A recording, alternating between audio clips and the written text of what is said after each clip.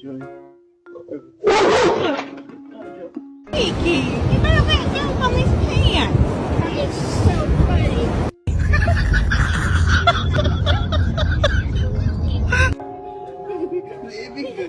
Look at his twerk.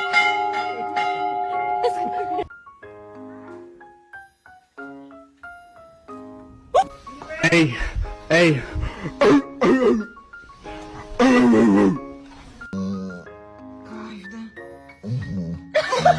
Alright, shopping list. Bread, milk, pasta, eggs, mayo, cocaine. Just kidding.